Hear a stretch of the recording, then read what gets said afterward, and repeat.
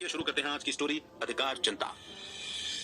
Tommy यूं तो देखने में बहुत तगड़ा था, इतना तो सुनने वालों के कानों के पर्दे फट जाते। डील डॉल भी ऐसा कि अंधेरी रात में उस पर गधे का धोखा हो जाता, लेकिन उसकी कुत्तों वाली वीरता किसी लड़ाई के मैदान में साबित न होती थी।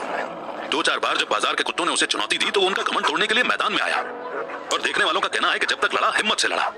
नाखूनों और दांतों से ज्यादा चोटें उसकी दुम ने की।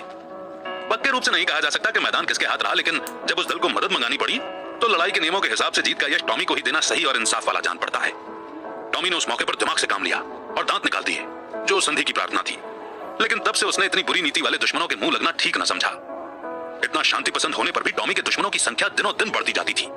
उसके बराबर वाले उससे इसलिए जलते कि वो इतना मोटा ताजा होकर इतना डरपोक क्यों है। बाजारी दल इसलिए जलता कि टॉमी के मारे कचरे की हड्डियां भी न बचने पाती थी। वो सुबह होने से पहले उठता और हलवाइयों की दुकानों के सामने के दोने और पत्तल और कसाई खाने के सामने की हड्डियां और छीछड़े चबा डालता। इसीलिए इतने दुश्मनों के बीच रहकर टॉमी का जीवन खतरे में पड़ जाता था। महीनों बीत जाते और पेट भर खाना न मिलता।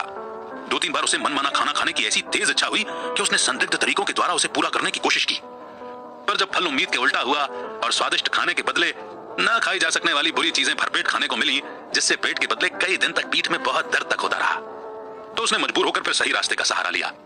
पर डंडों से चाहे पेट भर गया हो, वो इच्छा शांत न हुई।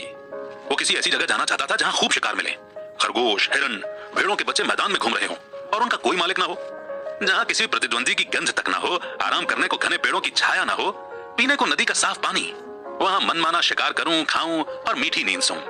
वहां चारों ओर मेरी थाक बैठ जाए, सब पर ऐसा रौब छा जाए कि मुझी को अपना राजा समझने लगे, और धीरे धीरे मेरा ऐसा सिक्का बैठ जाए कि किसी दुश्मन को वहां पैर रखने की हिम्मत ही ना हो। इत्तेफाक से एक दिन वो इन्हीं कल्पनाओं के अच्छे सपने देखता हुआ सिर झुकाए सड़क छोड़कर गलियों से चला जा रहा था कि अचानक एक कुत्ते से उसकी मुठभेड़ हो गई। टॉमी ने चाहा कि बचकर निकल जाऊं, पर वो बदमाश इतना शांति पसंद न था। उसने तुरंत झपटकर टॉमी का टेटुआ पकड़ लिया। टॉमी ने बहुत विनती की, गिड़गिड़ाकर कहा, अरे भाई, भगवान के लिए मुझे यहाँ से चले जाने दो, कसम ले लो जो इधर पैर रखूं। मेरी शामत आई थी कि मैं तुम्हारे इलाके में चला आया। पर उस घमंड में अंधे और बेरहम कुत्ते ने जरा भी रियायत ना की।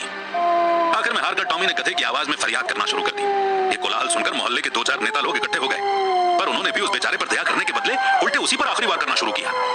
इस नाइंसाफी भरे व्यवहार ने टॉमी का दिल तोड़ दिया। वो जान छुड़ाकर भागा। उन अत्याचारी जानवरों ने बहुत दूर तक उसका पीछा किया, यहाँ तक कि रास्ते में एक नदी पड़ गई और टॉमी ने उसमें कूदकर अपनी जान बचाई। कहते हैं कि एक दिन सबके दिन फिरते हैं। टॉमी के दिन भी नदी में कूदते ही फिर गए। कूदा था जान बचाने के लिए, हाथ लग गए मोती। तैरता हुआ उस पार पहुंचा तो वहां उसकी बहुत पुरानी इच्छाएं पूरी हो रही थी। ये एक बड़ा मैदान था, जहां तक निगाह जाती थी हरियाली की छटा दिखाई देती थी। कहीं नालों का मीठा शोर था, कहीं झरनों की मीठी आवाज, कहीं पेड़ों के सुख देने वाले झुंड थे तो कहीं रेत के सपाट मैदान। बड़ा सुंदर मनोहर नजारा था। यहाँ बड़े तेज नाखूनों वाले जानवर थे, जिनकी सूरत देखकर टॉमी का कलेजा दहल उठता था, पर उन्होंने टॉमी की कुछ परवाह न की।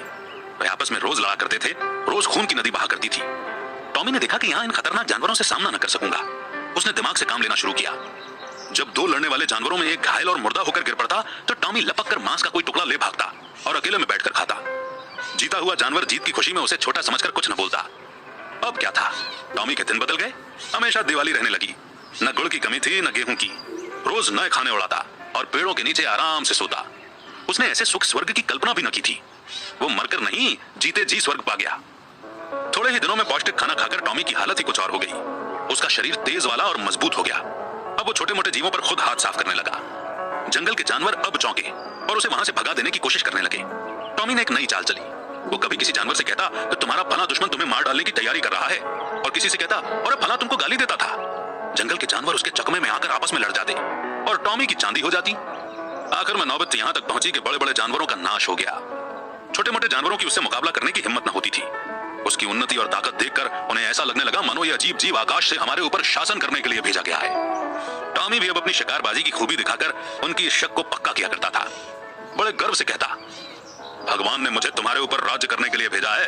ये भगवान की इच्छा है। तुम आराम से अपने घर में पड़े रहो, मैं तुमसे कुछ न बोलूंगा। सिर्फ तुम्हारी सेवा करने के इनाम में तुम में से एक आध का शिकार कर लिया करूंगा। आखिर मेरे भी तो पेट है, बिना खाने के कैसे जीवित रहूंगा और कैसे तुम्हारी रक्षा करूंगा। अब वो बड़ी शान से जंगल में चारों ओर गौरव भरी नजर से ताकता हुआ घुमा करता। टॉमी को अब कोई चिंता थी तो वो ये कि इस देश में मेरा कोई दावेदार ना उठ खड़ा हो। वो होशियार और चौकन्ना रहने लगा। जैसे जैसे दिन गुजरते थे और सुख भोग का चस्का बढ़ता जाता था, वैसे वैसे उसकी चिंता भी बढ़ती जाती थी। बस अब अक्सर रात को चौंक पड़ता और किसी अनजान दुश्मन के पीछे दौड़ता। अक्सर अंधा कुकुर बात से भूखे वाली कहावत को सच करता। जंगल के जानवरों से कहता, भगवान न करे कि तुम किसी दूसरे शासक के पंजे में फंस जाओ, वो तुम्हें पीस डालेगा। मैं तुम्हारा अच्छा चाहने वाला हूँ, हमेशा तुम्हारी शुभकामना में मगन रहता हूँ, किसी दूसरे से ये उम्मीद मत रखो। जानवर एक आवाज में कहते, जब तक हम जिएंगे आप ही के अधीन रहेंगे।